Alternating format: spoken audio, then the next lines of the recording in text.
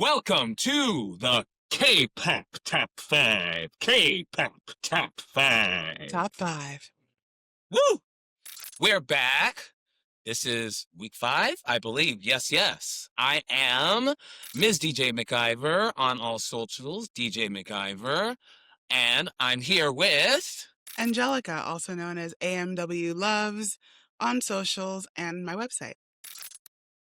It's good to see you. In case you do not remember, we are the head Negroes in charge of K-pop on the East Coast. You know, and I used that as a thing at the beginning, but really it looks like we're leaning into the Negro of it all. Cue that as the teaser. What do I want to say? Yes, teaser. Cue that as the teaser for the bonus track this week. We'll be talking about Cordis and Matt Proxy, the Twitter boy drama of it all. We'll cover that. But here we are. Let's get started with the K-pop Top 5. Top 5. Yes, we'll go first. What's at the top of my list this week? I've been waiting for him, and he has given me exactly what I want.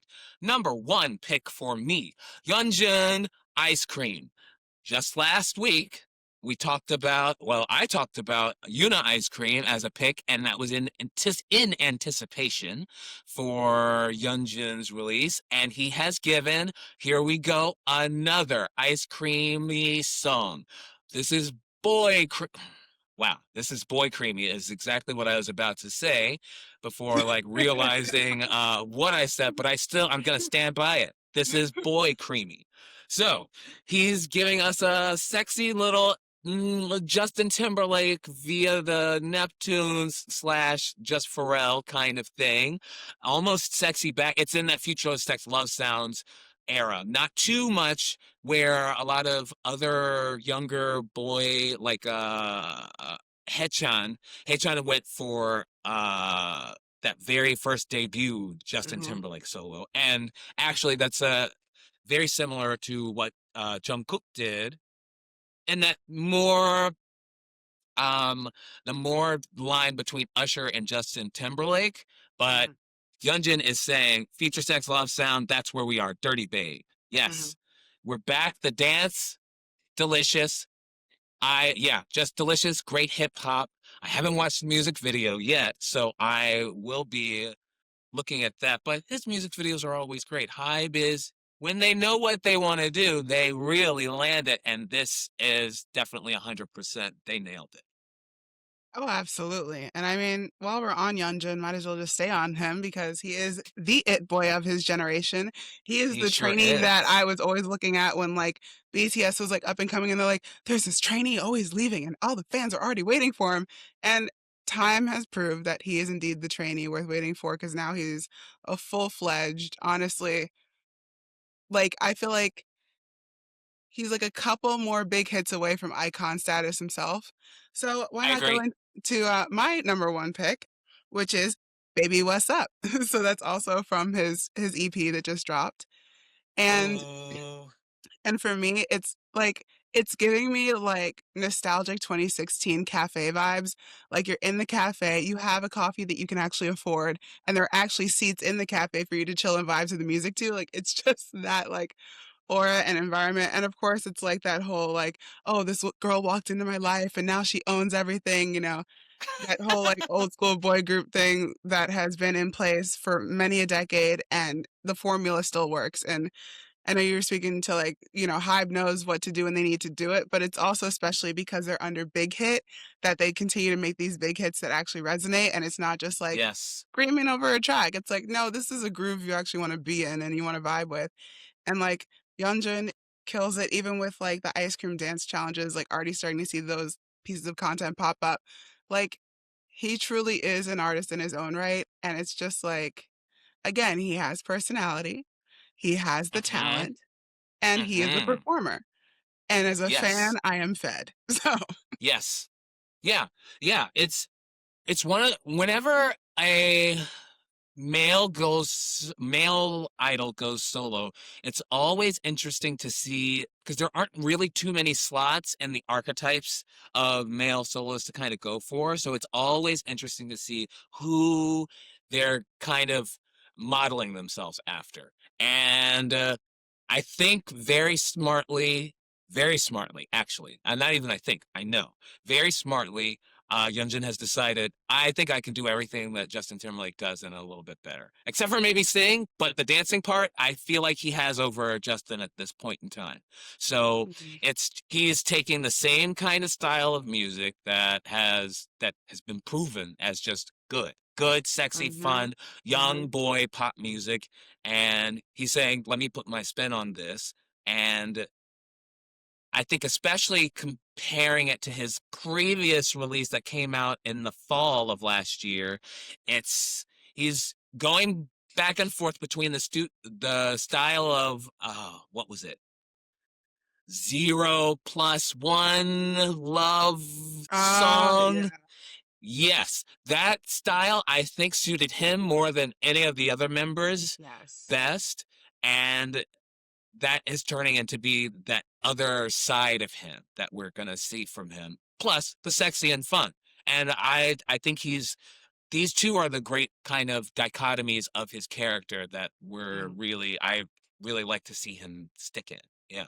Oh, absolutely, and his talent really shines through also and when he collaborates with, like, girl groups too, and I know that this is something Moa and other fans have praised him for, because it's like, you Hmm. can tell when certain male idols, like, over masculinize it, and there's a difference between, like and the thing is, that's not to say, like, every male idol has to do the exact same feminine movements if they do not want to, but there's a difference between, like, "I'm gonna make this as masculine as possible to be a man," versus, like, "Okay, I'm a Yes. man and I'm gonna do this girly dance and kill it." And I Yep. vote and I think underneath that Hive umbrella or even the Big Hit umbrella, like him and Jungkook do it best. So, Yes, yeah.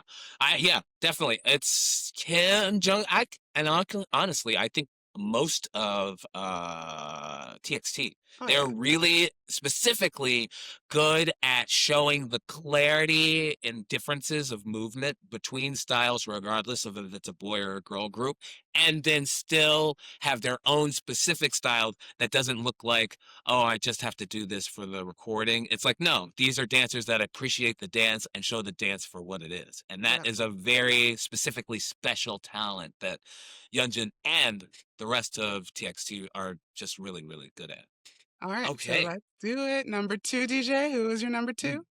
Number two, okay, actually, number two and double. Yeah, I think that works. Two, double. Let's do it. I never go Mhm. straightly down my list. I always bop around.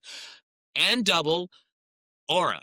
So it looks like we talked about this a little bit right before recording, just also because there are so many boy groups and in this new generation. And specifically, I believe maybe ZB1 had the biggest kind of breakthrough and being successful, but their contract is basically over. So now we've seen everyone kind of break up in the way that these produced groups usually in that slash produced, I call them produced groups because they're the Mhm. produced style show or the planet style show. Mhm. And so this is the Fresh Boys from Zero Base One. So we've got the Fresh Boys. I don't even remember who they are, and slash also the Zero Base One boys who have now just become ZB1. ZB1 have the sexy boys. Michael, I think. Michael and the gay baiter who we all love, the one who was in the boys love drama, love him. Mhm. Honestly, I pay more attention to Zero Base One or ZB1 because of him. And Mhm. then also my girls in X Love. But Fresh Boys are here and they came out, speaking of the Justin Timberlake of it all, Mhm. uh two different style songs, and I have chosen Aura, which is more in line of that K-pop Fresh Boy, which Mhm. I don't feel like we get enough of. We don't have 17 does it the most in the previous generation. And also, I would say, oh, what's the Pledis group? I love them. The new Pledis boy group. Oh, Not Antine. not Antine. We'll figure it out. I I'll figure it will out. You figure. you ramble. Yes, yes, yes. So we've got Aura, which is their kind of new song, and I just think they're really nailing it. In the Shiny slash TXT Oh, slash 17. Yeah. TWS. Yes. There you go. TWS, two of us. I think it's two of us. There It's you one go. of those other where it's like, why are we abbreviating and doing this kind of thing? But and double, they're following in this kind of form where it's the how do we pronounce this name? They're the cute boy group. Yes. That's how I'm gonna have to try to remember it. But they're really great. I love this dance. They're great. They're clearly seasoned and they're giving the comeback everything that it deserves. I just think they're fun. They're great. Fresh.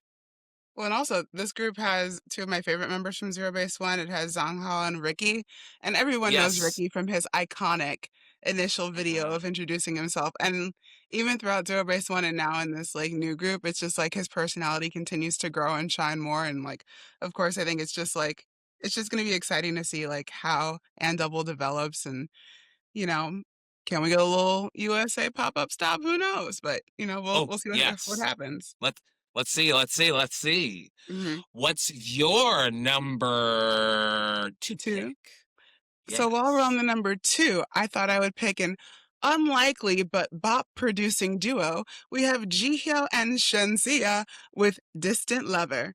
And like, it's like a good duo will always do it right. Just like we had Beyonce and Shakira, Zara Larson and Tyla. Now we have Jihyo and Oh. Shensia. So, and I will always say her name like that. I saw her live before at an event. Let me tell you something. We were all the backs were in motion, the knees were well greased, and we had a time. And I think Distant Lover encapsulates that similar energy, but in like more of a slow vibe of just like it's one of those things where just like I want you, but you're not quite there yet. But it's just like it's that. And again, the people want to yearn, and I will beat this over the head. The people want to yearn in different ways from all genders, including a gender. Everyone wants to yearn right now, and it's just like hearing that vibe, and especially like there's kind of like this thing within once, and even outside of once as well of Jiho being Latina. It's just like Jiho, like you may be biologically Korean, but you contain many of ethnicity within you. And I mean, this just proves it. And like she gets the vibe, she runs with it. Again, Jihyo, another talent, performer. She always gives her performance high energy, even when she's like, I might take a breath in between these two songs, but then when it's my time to go, it is my time to go. And she fully gives it her all. And Shansia just always know how to like deliver the vibe. And like you can tell they didn't film this together. Green screens were involved, but guess what? No one cares because the song is a vibe.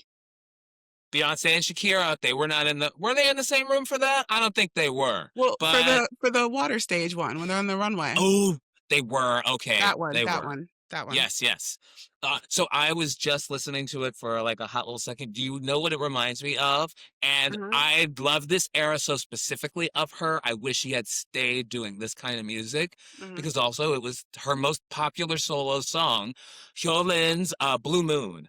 Hmm. That that kind of dancey track that it takes a very specifically technically proficient kind of female vocalist to really ride in the vocal production of it all to have that yearning sound but still be powerful and sultry and summery and Yeah. sticky. Mariah Carey is really good at this. You have to have that really piercing kind of nasal quality. And yes, 100%. I am adding this to my playlist. Also, Hmm. you can on I'm gonna go ahead and plug this on my Apple Music. I have a K-pop top 5 playlist going for you, running with everything that we've been picking. So, yeah, see that if you just want a place to go to. I don't have a Spotify, or I don't have a free Spotify, and I'm so bad at updating my Diet Dance thing on Spotify that I've given up. But definitely since this is I like having different music playlists, and honestly, that's the other reason why this show exists Hmm. because I need a good playlist for K-pop music that I'm listening to that not necessarily is diet dance. Yes. Hmm. Yes. So Great. what's your number 3? My number 3, we have, okay, love this. We are riding a good current as always. So that's a nice little dancey step. I'm going to pivot, not too much. Idol doing their Afro beatsy song, Give Me That. Finally, it's here. The EP is here. This is the single. Now they've I think we have been, or definitely I had been wondering over the course of this year because we had Mono featuring Skywater, Mhm. which was very fun. They promoted it in the United States more than I expected. So I was Wow. like, is this the single? Like, what is going on? And then they put out like Crow, Mhm. and that was fun. That felt like the performance kind of K-poppy flashy video thing that everybody has been doing, but still, and it's very hip hop forward in a way that only Soyeon could really like Mhm. do. And now we have the single, which is all 5 girls bringing what they are good at doing while also giving us a dance performance that's fun. They've already started to do the TikToks. I saw one with Kirsten. It's so good. We've got, again, a nice, sticky, sweaty music video. We're just kind of walking around in like Seoul late at night, and the girls are having fun, thinking about love, like having fun at night, and they're sweaty and they're dancing and they're just looking sexy. That's 100% all that I ask of. And everybody's got a good melody. The dance is tight. The beat is right. We're not going too fast here. It is a nice shake your ass kind of song. It is. It's a whole groove, and I saw Sayan do the dance challenge on Reels, and just like it's just like Idol is one of those groups where it's like they're not necessarily super underrated, but I do think they could be more rated than they are. They're one of those groups where Yes. I'm like it's almost like and this is very much speaking from a US market perspective, but it's almost like Kara to it back in the era where it was like Yeah. they were a top group, but they weren't like top, but it was like no, like they're like Japan understood the assignment when it comes to Kara, but it's like they definitely deserve more accolades than they actually have. So it's just such a great song. And you know what? While we're on the topic of Idol, my number 3 is similar but a little different. Ice Blue Rabbit by Soyeon. 'Cause Oh, yes. I and if for those who don't know, Soyeon's Ice Blue Rabbit is kind of a take on, like, everything opposite of what she naturally likes, so instead of, like, warm or bright or kind of like those, like, puppy vibes, it's very, like, ice, blue, rabbit, a little more even though the idea, so far as we know, is more, like, calm and pulled back, it's like the song isn't the song is more like it is like ice, but it gives me like VVS Diamonds ice where you're just in the back of the DJ booth like, "Ice blue, look at that." Like, you just wanna have the Yes. strobe lights on and sunglasses on, Dom Perignon in hand, vibing with your friends, your crew, your boo, and it's such a great track, so I wanted to add it to my top 5. Okay, so I love this because also this was in Soyeon was in my pick last week for her work with Anderson Paak. This Mhm, is the thing that Soyeon really she is, and this goes into our topic for the bonus track. She is a student of hip hop who it isn't obvious every single time where she's pulling from because the transformative nature of her artistry mhm. is to a point where she can say, all right, I want to do a song called Ice Blue Rabbit. And I remember seeing that there's a dance. I've already seen like Yeah, she a dance performed it. TikTok of her Yeah, doing this. mhm, Yeah. It's so good. It's so good because in her head, I feel like in her head, in a similar way to Hong Jun that we were talking about with AT's mm, Bad, where she's able to really see visualize the plan. Be like, all right, I mhm, want us to get more. My plan now is for us to be just as big as her contemporaries, which were Blackpink and Twice. So, because definitely Q flopped at really handling them, and clearly they flopped as a company. Sorry, I'm gonna say it. Mhm. uh, because they flopped as a company, they weren't really able to maximize on the capacity of both Idol and B2B. And Mhm. so we have a situation where this girl can say, all right, I know the budget that, and she said this before, I request the budget. This is the terms of the contract now that they have renewed, that she requests the budget and she gets to spend everything where she believes is best fit. And honestly, I can't really clock any place where she is not really maximizing musically and targeting different markets with exactly the right kind of song. Like in Korea, Afrobeats is really good, so the Give Me That is going to be the main single here. But then people definitely expect the super lady style performance, the Stray Kids style bombast to kind of, all right, we have to launch a world tour as well. So we have to show what that concept looks like. And so you have Crow, and then we've got Ice Blue Rabbit, where it's like, all right, here's me as a producer. Let me do a song that is a solo song for me and what is outside of the character that she has really conveyed for herself. I Mhm. think it's this kind of chill girl vibe, which also there's a rumor that KDA is coming back later this year. So could we be seeing something where that could be the thing that we're coming back to? And I'm kind of that I saw that rumor and I am so very, very excited. Are we going to get KDA? And please, Soyeon, just let her have Mhm. this and bam, world tour, just like that. Oh, We got absolutely. it again. It's just, I mean, she truly is such an all-rounder. Like, truly a performer, an Hmm. artist, a producer, and just like she's someone where it's like she has a vision, she will Yes. execute that vision, and she's like, Hmm. "I don't care what you say, just give me the money so I can promote my thing." Hmm. Yes, she's Mhm. iconic for those Mnet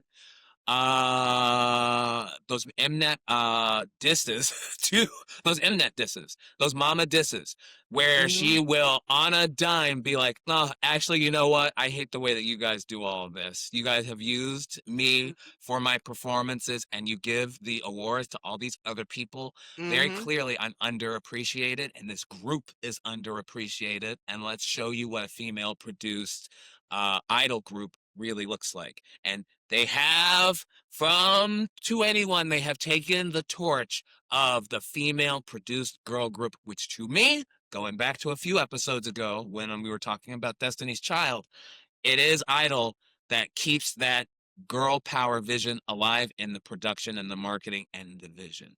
Mhm. Oh, so what's Now, your third? yeah, huh? And my third one Yes. actually has a 3 in the title of it, but you don't hear it. It's it's called Love with a 3 instead of an E by Sheik and Lil Mosh Pit. Oh, Yes. Shike. Yes, because recently, for those who don't know, CK popped out with a much younger Boo Thang. But the thing Sure about this did. man is that, like, will he be under fire for many a thing at many a time? Yes. But, oh, does he make a bop? Oh, does he make a bop? And Love is one of those bops. It's just very, like, the chorus is very light and airy, but, like, when you get into, like, more of this behind the scenes of the song, it's very much, and he almost kind of manifested this love in a way, if it is true, and a true love at that for him and whoever. I'm not one to judge on that. Let let the powers outside of me judge. But when it comes to the song, it's like he's like, I need something real. Like he's talking about he has flashy cars, he has the nice clothes, people try to hate on him, but he keeps rising above it. And then he just wants like a real genuine love. And for him, if he is happy, I'm happy. And regardless of if he's happy or not, his catalog of music just keeps me happy with all of his bops, including this one. And it's just I can't stop listening to it.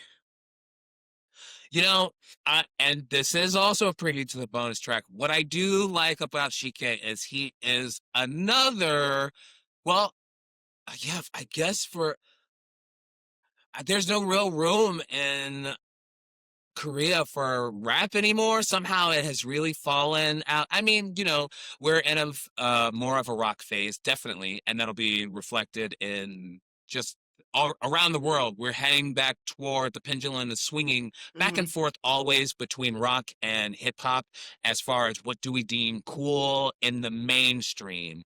And so that means rock artists become pop stars and hip hop artists become more underground as far as new talent. Shike came in at the end of that hip hop swing, and between going to the military and coming back, he has kind of come back into a place where we're kind of very much more in the woods of it all of we want like kind of really piercing hard rock vocals over there.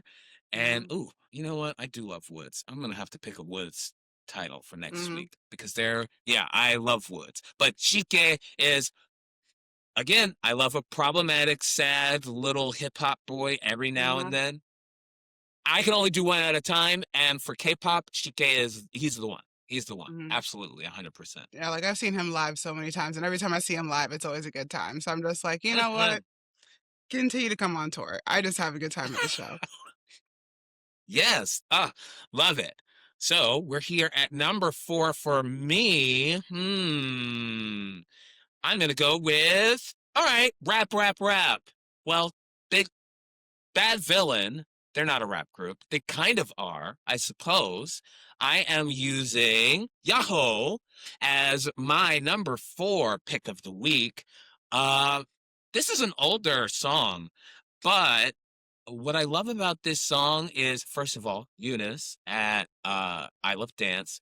She teaches after me on Thursdays whenever I teach in Manhattan at the main studio, which we're at this month.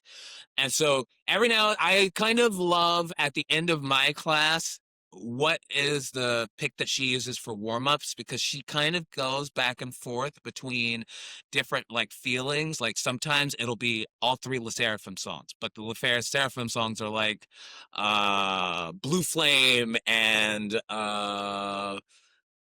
Impurities and yeah, and like Anti-Fragile. 1, 2, 3. And then there's another mix where she'll do like Bad Villain, Yahoo. And this is the song that really, every time she uses this song for warm up, I am just throwing it back in a circle in the back. And now that we have a little bit of a curtain situation going on, I can throw it back in the circle, shut the curtains, and just really go for it for about, 3 minutes straight, however long the song is. It's one of those songs that you just want to dance to. That is what the beat is. It's one of those very classic, like early 2000s kind of hip hop pop beats that there's that whistle going on, and I love it. I'm going to do it. I'm going to throw it back. Yeah. Yes. And Bad Villain is another group where it's just like, and I know I keep speaking to personality, but it's just like, and we brought them up before in this podcast, but it's like even Hmm. Bad Villain has more personality than Baby Monster, in my opinion. And it's just Yes. like, and personally, Yeah. my bias is Emma. She's just so cool, and her performance is always amazing. And it's just like Bad Villain's another group where Hmm. I'm just like, I need you to get more popular. Like, I know they Yes. are like somewhat, known, but we can do more. Yeah, we can do more. And I think the problem there is definitely the big Planet Made of it all, where it's like there's a company that was clearly not doing their money right. This is the company that Tendon has left. They're like everybody has left the company. And so now this is their main girl group where it's like, oh, I hope the money is still there for them because these girls deserve to succeed. They Hmm. I feel like all they need is the consistent push of they're still a new group to me. So they need to Hmm. be doing 3 singles a year in that, all right, this is a digital single, here's a mini album, this is an album. They need to be doing that to establish themselves, but the only way you can really do that is by paying people to really produce the group with the choreography, the producers, the songwriters, the stylists, the music video. You need all of that and the management to get them from point A to point B so that they can keep doing all these shows and radio. I don't know if that all of that is happening, but to me, I feel like probably it isn't. And so here's me saying bad villain, we're stands. Yeah. Oh yeah. And I mean, a little bit of a pivot, but here's my last Let's song, go. my top 5. And again, I feel like we're kind of like going back to now that cafe vibe, but it's Girlfriend by Suin featuring Robbie. If I'm saying her name wrong, because I've only seen it in English, but it's Hmm. Suen featuring Robbie. And I also know people feel a type of way about Robbie, but let me tell you something, he can still rap. In the It's world, in true. the music industry, there are many a problematic people for many a different reason that they can And tap rappers dance when they need especially. to. Oh yeah. But when the lights go on and it's time to perform, they know how to do it. And but this song I actually like more for like the chorus and the overall vibes of like you again, I'm definitely on a yearning phase, but like it's just like I'll be your girlfriend if you be my boyfriend, like that's the overall like vibe. And it's just like it's like that cutesy lightweight R&B that isn't that like I'ma dunk on all my haters. It's just like no, you could do a little sway and you're just like, it's just a cutesy little vibe in a cafe. It's really good. Hmm. Love it. Yeah. Ravi, I mean, I have no I mean, yes, controversy. I don't quite remember what it was. Did he like skip military service? That's what it was. It was one of those like he was trying to with like some kind of thing Yeah, and he got caught trying to dodge military service. Yeah. I mean, hey, I don't know how I would feel about having to do it, so I'm not gonna well, you know what? In the MC manga of it all, that was the controversy when I got into K-pop. That was like the super huge one where I was like, Mhm. whoa, I have to like really kind of lock into what's going on here and to kind of understand why. And over the years, yeah, you kind of learn about the the guy who's still fighting. Uh he was a pop artist, solo male artist from like the 90s who dodged military service by kind of just getting Oh, yeah, in he, and like, saying, went over to the USA, and then, like, he's trying to get back in there, but they're like, "Nah." yep, yeah, Yeah. and he has even still, I not allowed. So they take it very seriously over there. And, Mhm, I do understand that part of it, that it positions you weird. But hey, if the public is going to take you back, especially the public has taken back MC Mong. So I just don't really see why not. And for the most part, they're taking back Top. And mhm, I know I have taken back Top. So my feelings on Ravi is if he puts out a good album, I don't care. mhm. Great. Yeah. Yeah. And what's your, And so my last is Kivitz, Oxy. Yeah.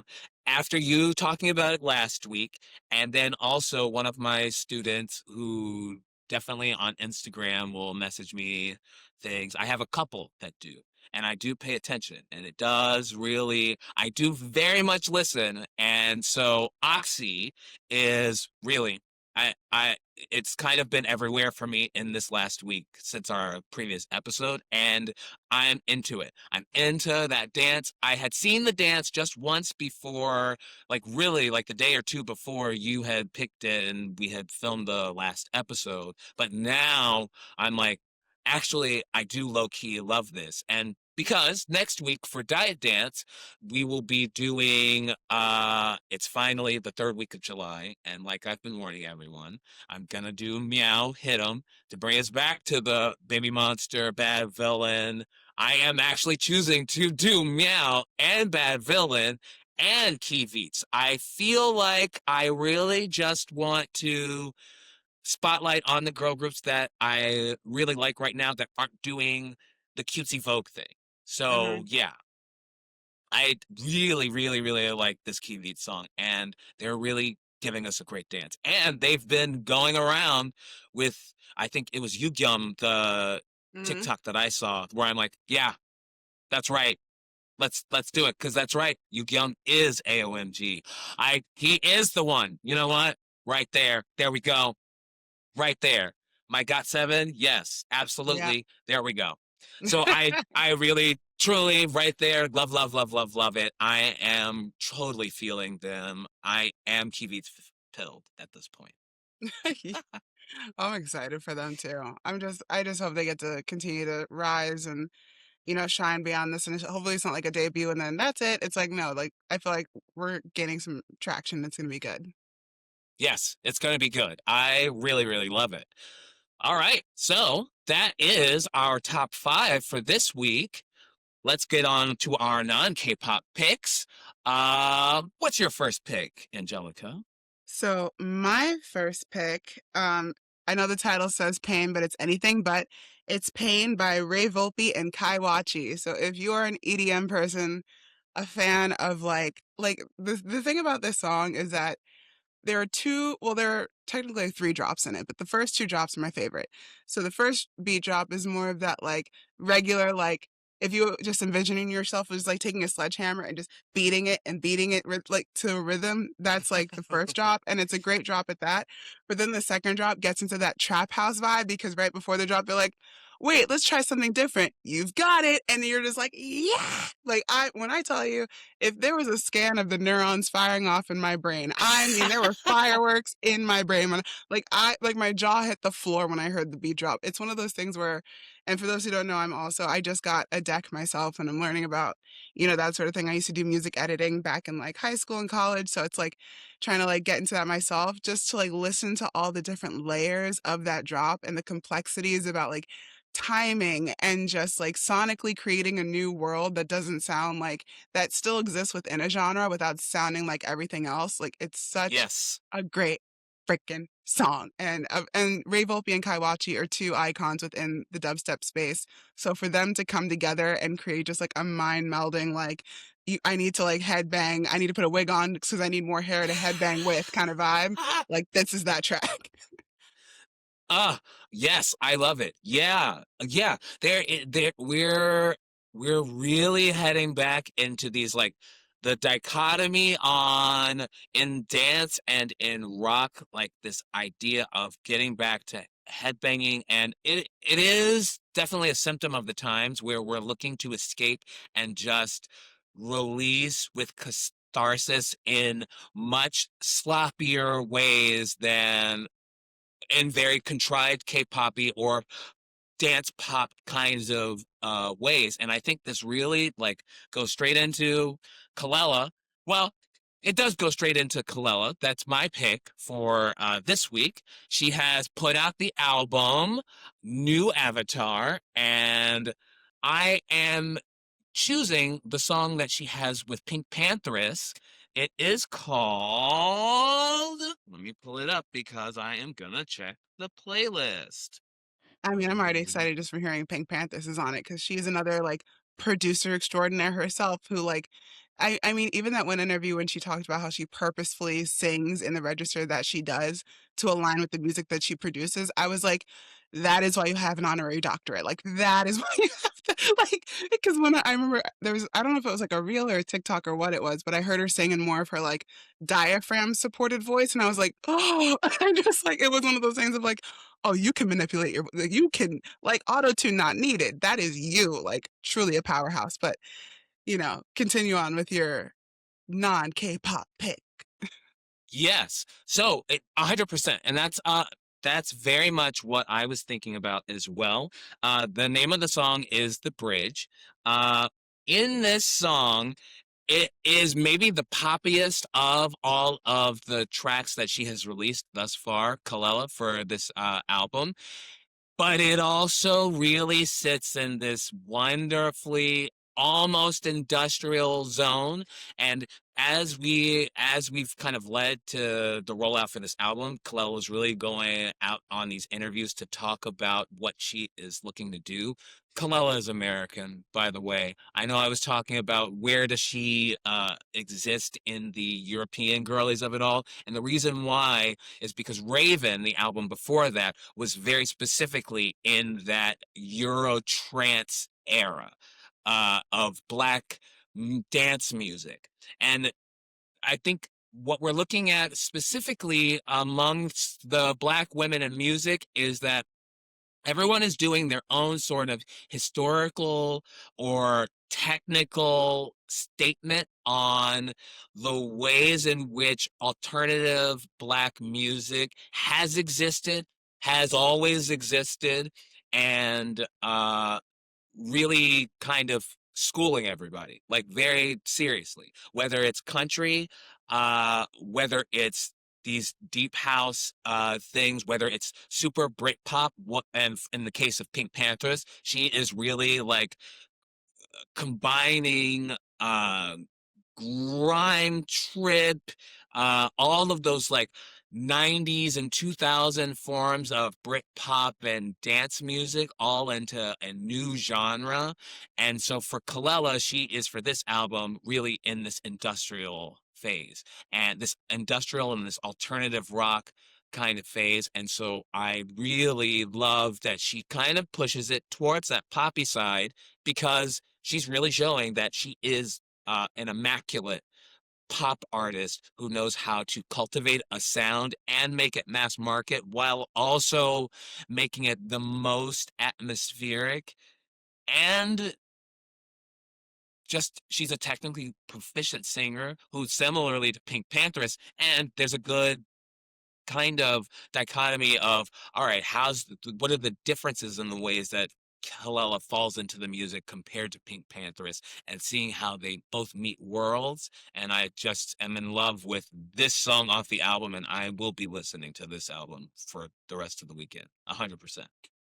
Well, now we're going to go from pushing it towards pop to just going full mainstream EDM with Save Me Tonight by David Guetta and JLO, specifically the Arno Cost and Norman Dore remix. Because there is an original track and there are many remixes to it. And I love how this kind of blends controversial and students of, because we all know JLo, and we can say what we want about JLo. But the thing is, you have to understand JLo is a July Leo. Case in made. But with David Guetta, like even more recently in an interview, he did, speak to the fact that techno and house, and we can go down the list of genres, but in this interview specifically, he referenced how techno and house was made by who? Black people. So it's one of those things where he's like, oh no, I know where this comes from. And then I take it, make it EDM, hence reflecting back to all the days when he collabed with Akon, with Mm-hmm. Ludacris, with Rest in Peace Mm-hmm. Nikki. but Yep. but like now with JLo. Sia, everyone. His Oh yes. collaborations are top notch all the time. All the time. Oh yeah. But now this one with like JLo, it's just like it's one of those tracks where it's just like, again, and I feel like we all are like craving that 2016 vibe once again, where it's just like you're on the dance floor, there's a disco ball, your favorite frozen bev in hand, and you're just like swinging your ponytail in the wind. Like it's just, and it's one of those things where like this remix specifically takes it to that beach club kind of vibe, where you have that undercurrent of that beat, that dun, dun kind of beat, where you're just like, I get the pulse of this song and I get the vibe that we're going for, and we just really go there. So I love Save Me Tonight. It's a really good song. Ah, I'm gonna listen to that. I do in the summer. I really do. I feel like in the summertime, yeah, in that 2016, that mid 2010s, David Guetta really had a nail on the summer clubs. That is to me in the gay clubs in the summer.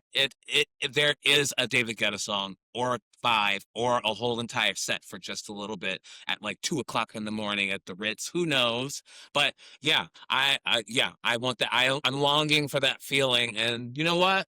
For the JLo of it all, she does know how to do a good dance song every now and then, and Hmm. I don't see how it could possibly be bad with David Guetta. Well, that's the other thing Uh, too, is that there are no like dramatic notes in this track. She knows her range, especially now with the whole like, oh well, someone else is singing for you here and there, and that there's a range set. She stays in the range, yes, and it is a bop for that. yes, it is a bop. Yeah, that's definitely 100%. I commend her for, especially since the tour, she is narrowing in on that range where she actually does sound really, really good and can belt. And I don't mind anybody who's constantly willing to push the limits around their range. So I am very much here for it. Okay, so from JLo to her contemporary, I have for my second pick of the non-K-pop section, Madonna, One Step Away from Confessions 2. It is out. And if you don't know, Madonna is maybe like she's queen white woman. Yeah. Like she's the queen white woman pop girl who is always gonna be controversial, but the music is never bad. Even when she's trying too hard, it's never bad. I appreciate someone who tries hard. But here, she is trying hard in exactly the zone that she is the best at. And it is a good mid-tempo dance track album. Want to talk about trance, want to talk about house, want to talk about that 90s sound. Madonna really understands it because that's where she lived at in the 90s. She lived in those clubs. So this is very much a reflection of not only the vogue of it all, that whole entire that run of albums for her in the early 90s, where it was very much in those dance, deep dance club kind of feeling. And then where she goes into her European phase and then starts to kind of branch out sonically into a more Swedish European idea of dance music with that ABBA sample. Uh, this song, One Step Away, this is kind of like her dance mantra, her dance statement of where she is at in the spirituality of dance and the spirituality of being on the dance floor and doing the music. And that is really, really, really what I love to hear from her. I She mean, yeah, it's it's just great, confirmation dings from the universe, I'll tell you that, because that right? truly, like, truly, like, the thing with Madonna too is just, like, for me, this is a great continuation of the original Confessions on a Dance Floor. For me, like, Mhm. the original Confessions on a Dance Floor, the first album, I have the physical CD, and from the time it came out to, like, now, like, with the exception of one song, and I won't say which song just because I don't wanna, like, call it out, I love every single song on that album and, like, repeatedly play like, I that album has been around for so long and it's just like I mean, Madonna's been around for so long and she's an icon in and of herself.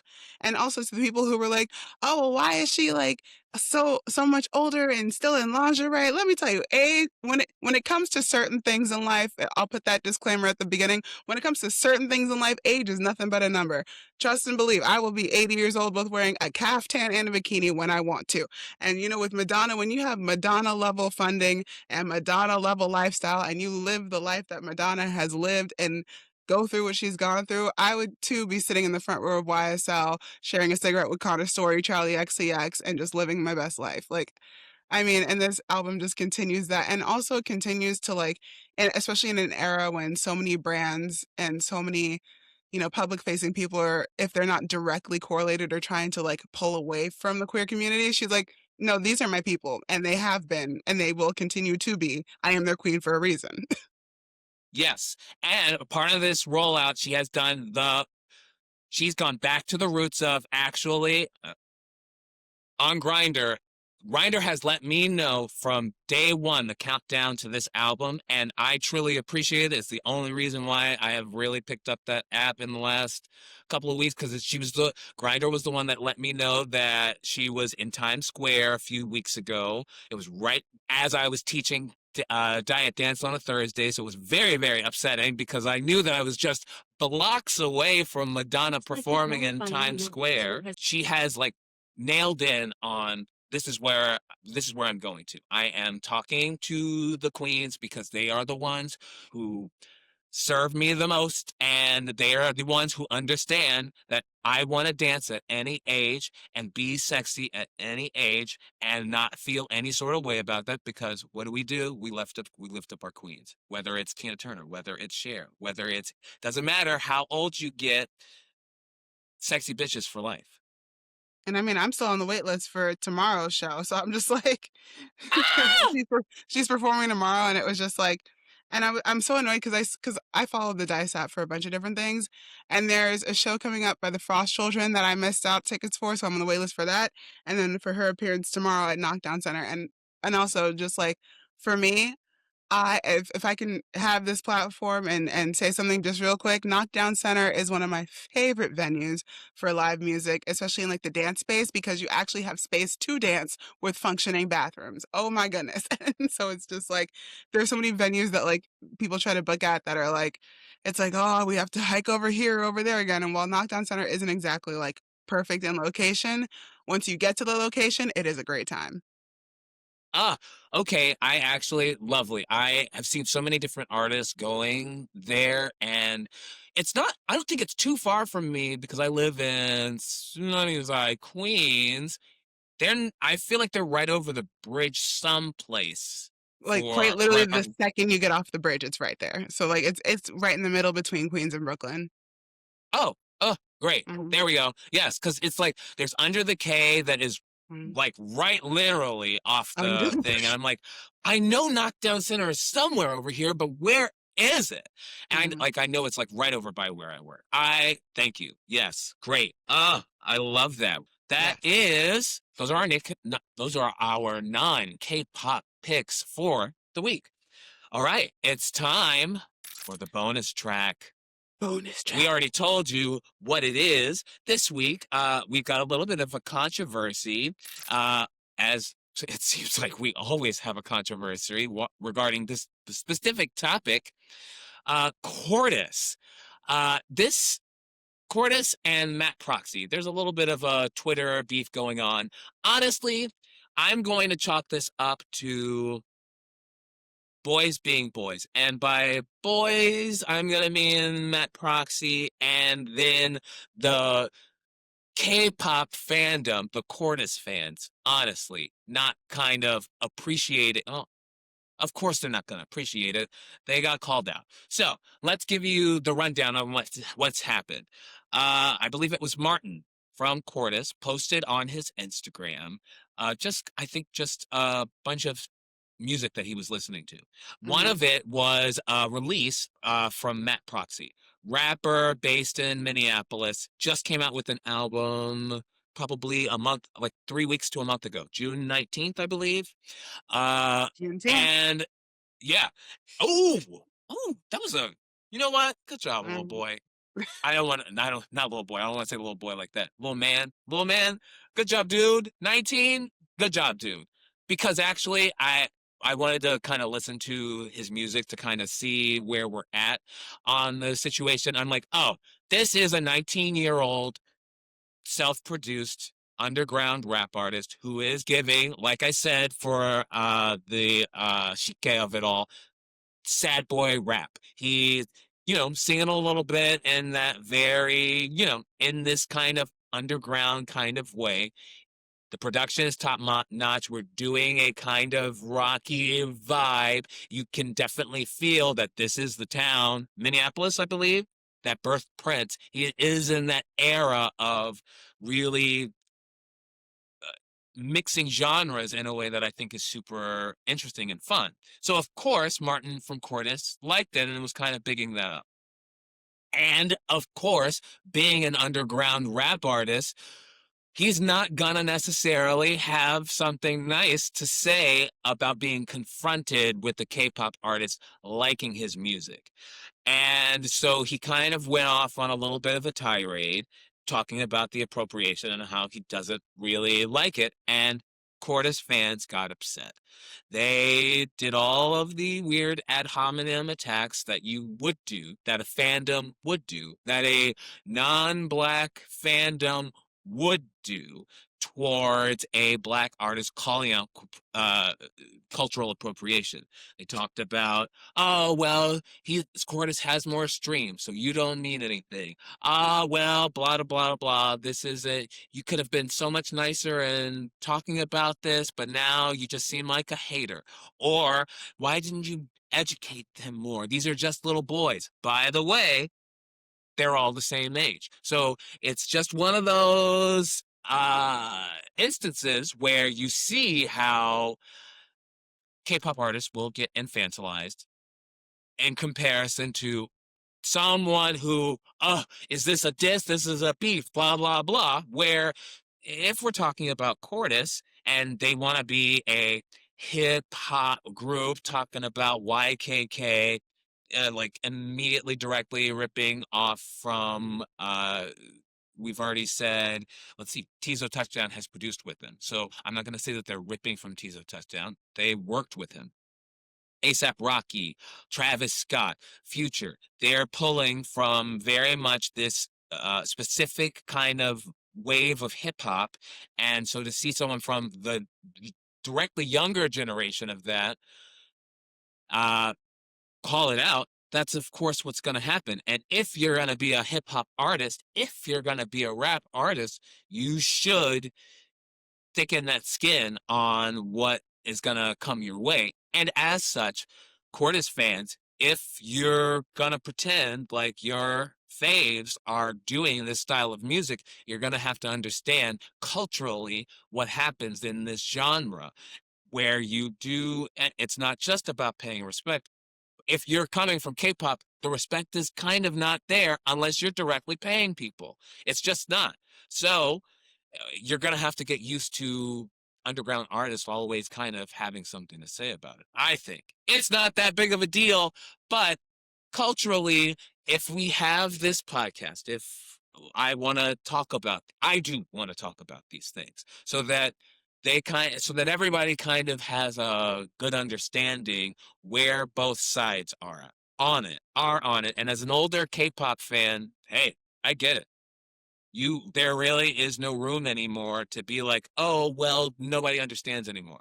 We've now had, this is 5 shows, and I think 4 of the shows technically, and we still brought it back to Manon on that iconic by mistake, was that there is an undercurrent of the treatment of Black fans, Black music, Black people, Black culture that is always misinterpreted purposefully, I think, when it comes to Black people talking about their feelings on the subject. So let's open up the gateways for more understanding, I hope. Well, and speaking of more understanding, I was newer to this whole controversy, and I've been picking some controversial artists, so I might become a controversial statement myself on this one. So, because the thing is, I hold, or when I look into something, I like to try to hold multiple perspectives in one situation. And I'm gonna feel a little bit like Kiki Palmer to La Roach in this moment, where it's like, right message, wrong group. Where for me personally, from the digging that I have done, the thing is, I can see Martin becoming one of the, because he already produced like some of Cordis's tracks already, and he already does self-production.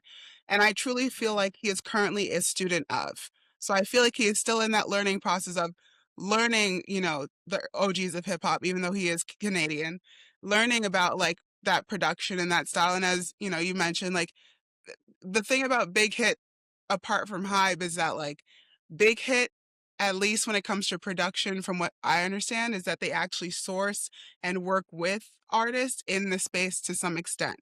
So with Cordis and Martin going, oh, I like this music, I can see where he's coming from. Like, yes, I'm a student of and I'm a fan of this music, but then I also can understand where Proxy's coming from, and that he's like, well, K-pop is always appropriated Black. Yes, that's very true.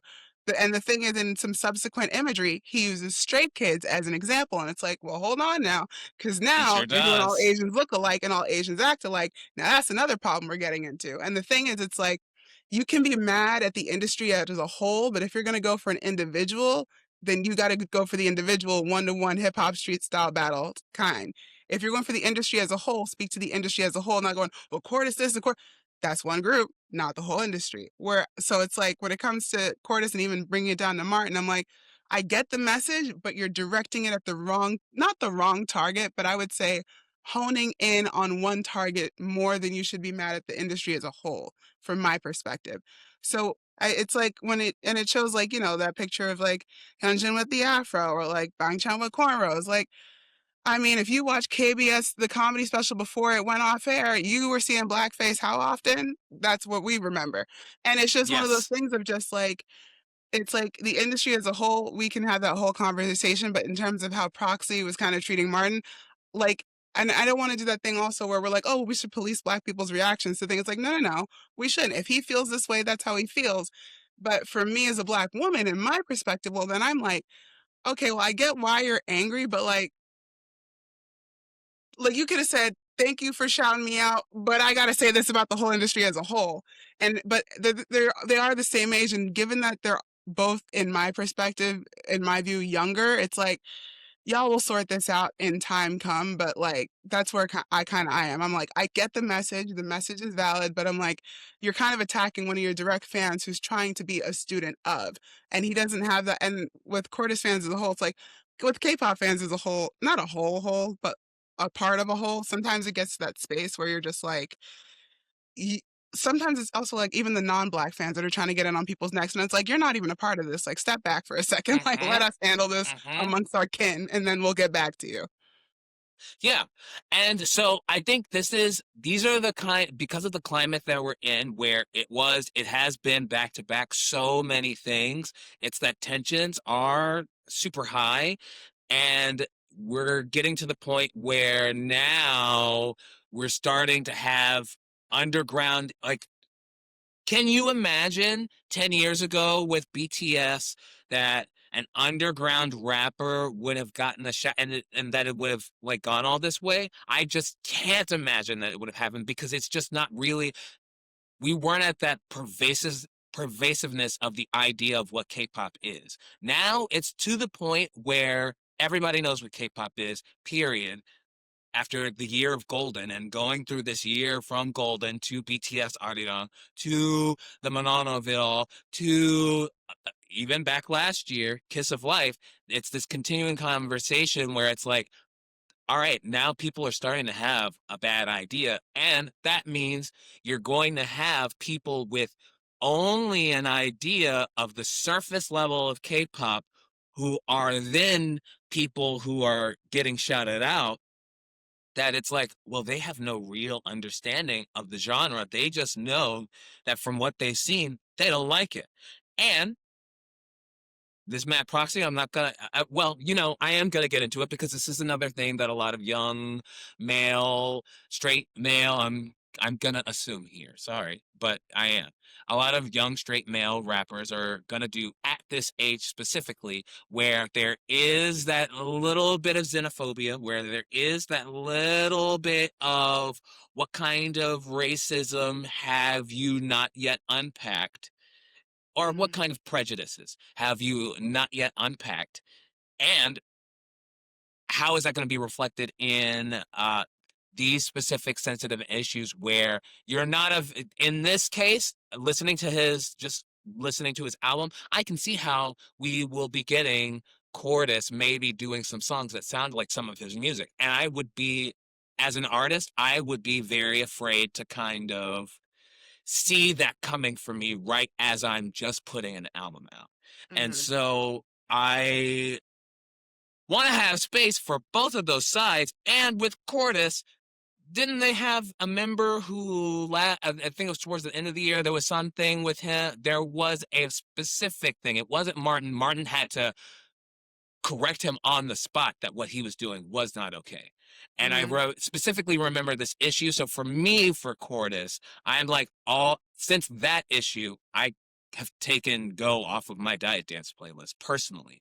And I've been like, ugh, I don't know about Martin, but these other four, Mhm. I don't necessarily, yeah, they're just going to be K-pop boys at this age Mhm. doing what they do. And so I don't necessarily believe in Martin's ability to really educate them.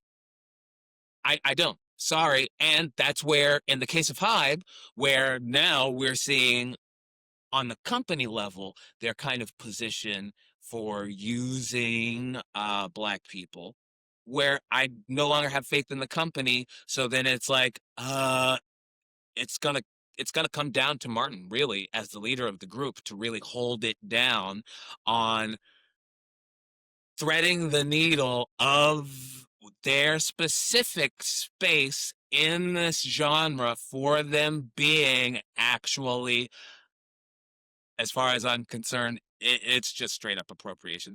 I don't know that it's there. The music for him, the music for Cordis, to me is not transformative enough. I hear 100% this is an ASAP Rocky song. Oh I yeah. hear oh, this is that. It's a very G-Dragon thing and not a Soyeon thing, if that makes sense. Well, that's Where why Well, that's why for me with Martin specifically, I see him as like still a student of where it's like, and the students are going to make mistakes. But I Mhm. do, I like for me, I see in the long run, Martin growing from this and becoming an artist of himself. But right now it's in that era where it's like, there are going to be some hiccups. And I'm like, Cortis ain't gonna slow down in the long run. I mean, their they're not. Madison Square Yeah. Garden theater show is sold out. Like Yeah. they're gonna continue to grow and grow as they do. But it They're is gonna be the important to biggest boy group this generation, 100%. oh yeah. So it is important to highlight these things as they come up, but it's also just like Mhm. I feel like it's one of those things where it was kind of like I don't want to say G Dragon and Boys in a way, but it's almost like or like I don't know, it's Big Bang isn't the best comparison for this, but almost like Seon setting the tone for the rest of the girls and like Martin Yes. setting the tone for the boys in a way. Because like Yes. Yuki is not gonna put out a hip hop album with a whole like no, like rock is more her Oh! Hold on. Luki did 100%. She had that hip hop, her Korean solo single was like, and it felt like it was produced by Soyeon. It was one of those, but it was again because Soyeon is well that's very so exactly. I mean specific. like I mean by herself. I mean without Oh, yeah. Seon, without with Absolutely not. like on her own production. No. Like she's not gonna Hmm. do something like that. So I feel like with the Cordis boys, it's like with the exception of Martin, the rest of them aren't gonna do like full hardcore hip hop by themselves, producing it themselves. But I can Hmm. see Martin getting to that point at some point. But I do also feel for him in that like I feel like Proxy kind of like attacked a fan. That's what it almost feels like for me. It almost feels like he attacked a fan when he should have attacked the machine. Like that's what my perspective is on that. That's and that is kind of the discussion that's happening online. But Mhm, to me, I mhm, think they're peers. I don't. Are they? Is he a fan? Yes, but he's a fan who is also a peer. mhm, He's a fan who is a peer that is a part of the machine. And so Martin is coming from a place of uber privilege and uber resources that Matt Proxy is maybe never gonna have, but yeah, you never know. Like Matt Proxy could end up being this generation's Tyler the Creator, and this could be like this could because I mhm, think his music is that good. Where 5 years from now, he is like the next big rap artist, really doing something and moving the needle. And this is the biggest rap artist in America versus the biggest boy group in the world. And it will mhm, be a continued kind of thing that we're always kind of touching at because it doesn't look like he's learning, if I'm going to be honest. This is like the second time, and he's kind of stepping in on it. So there's a potential that this will keep happening as the years go on. And so I think this is a good place for us to be like, all right, where do we viewers, as fans, as listeners, as all of that from both sides, where do we stand on it and having mhm. those discussions from the beginning so that we're all just monitoring the situation? Because, they're going to continue, chorus is going to continue to have the resources. They're Mhm, going to continue to make good music. Matt Proxy might end up working with them after this. There's no telling. And mhm. it's just going to be funny, I think, to see where it all goes.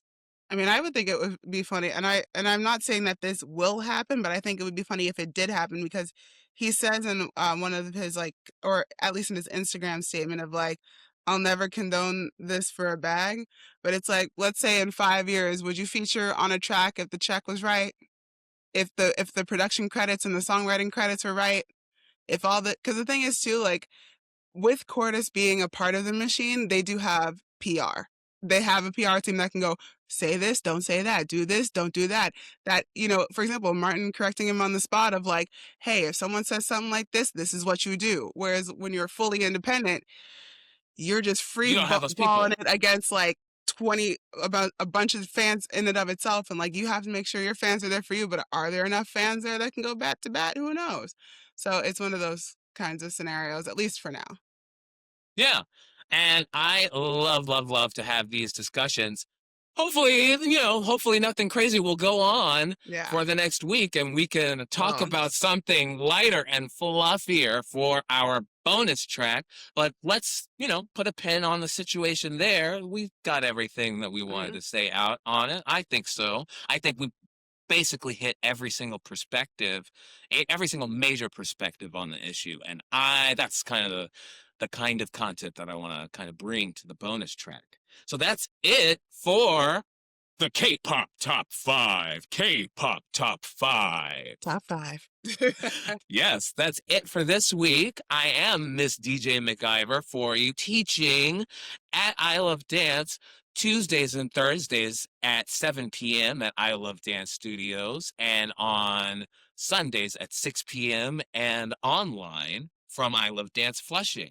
Where can everybody find you, Angelica? On Instagram at AMWLoves. That is A-M as in Mary. Well, it's actually Marie, my middle name. WLOVES.